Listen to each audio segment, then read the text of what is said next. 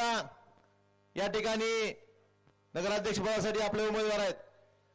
मग अशा कामाच्या माणसाच्या पाठीशी राहायचं का? कचरा डेपोसाठी मला ज्यावेळेस रवी भैया जर मला 10 वेळा बोलले असतील, माझं त्यांचं 10 वेळा जर बोलणं उदाहरण सांगाल तुम्हाला, तर त्यातल्या 9 वेळा ते कचरा डेपो हलवायचं बोलतात. म्हणजे त्यांचं एकच असतं, आमचा कचरा डेपो हलवा. त्यांचं एकदम बरोबर आहे. कारण त्यांच्या नागरिकांना धुळीचा वासाचा जेवढा त्रास होतो, धुराचा एवढा त्रास होतो, या ठिकाणी लोक म्हणजे या भागात असतील, खजानगर असतील, तिकडे सांजा रोडच्या भागात असतील, या सगळ्या भागातल्या लोकांना कचरा डेपोचा एवढा त्रास होतो की इथलं जीवन असह्य होऊन जातं. त्यासाठी तुमचा प्रतिनिधी ते नेहमी आमच्याशी भांडत असतात. वेळोवेळी आंदोलन केली. एके दिवशी मला दादाला घेऊन कचरा डेपोवर फिरवलं. तिथली काय परिस्थिती आहे सांगितली.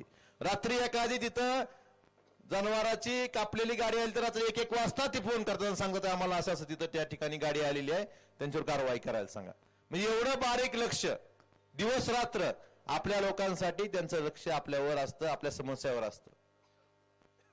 कचरा डेपोच्या बाबतीत तुम्हाला एवढंच सांगतो की एका बाजूला कचरा डेपो हलवा म्हणून आंदोलन करणारे, उपोषण करणारे रवी भैया, आणि दुसऱ्या बाजूला भाजपची काही लोक आहेत, कचरा डेपोचा ज्यावेळेस ठराव आला त्यावेळेस त्याला विरोध करणारे हरवला. त्या ठरावाची कॉपी तुम्हाला मिळाली का नाही?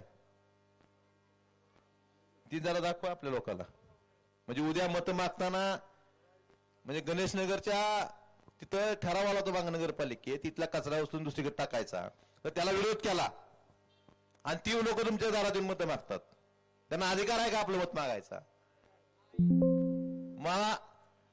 मी तुम्हाला एवढा शब्द देतो, कचरा डेपो हलण्यासाठी आमचे प्रयत्न चालू आहेत आणि आम्ही ते कचरा डेपो हलल्यापर्यंत आमचे प्रयत्न राहणारच.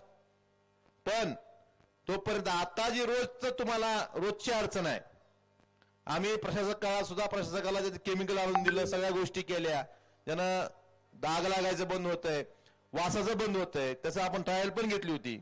परंतु ह्या सत्ताधारी लोकांनी प्रशासक त्यांच्या म्हणजे प्रशासक सगळं काम सत्ताधारी लोकांच्याच मनावर करत होतं, त्यामुळे ह्यांनी केलं नाही. परंतु एवढा शब्द देतो, धाराशिवची नगरपालिका निवडणूक झाल्यानंतर 3 तारखेनंतर ज्यावेळेस आपले नगराध्यक्ष तिथं बसतील, आपले नगरसेवक तिथं बसतील, त्या दिवसापासून कचरा डेपोवर जे आताची घाण आहे त्याच्यावर प्रक्रिया करण्याचं काम दुसऱ्या दिवसापासून काम चालू होईल, हे तुम्हाला या प्रसंगी शब्द देतो.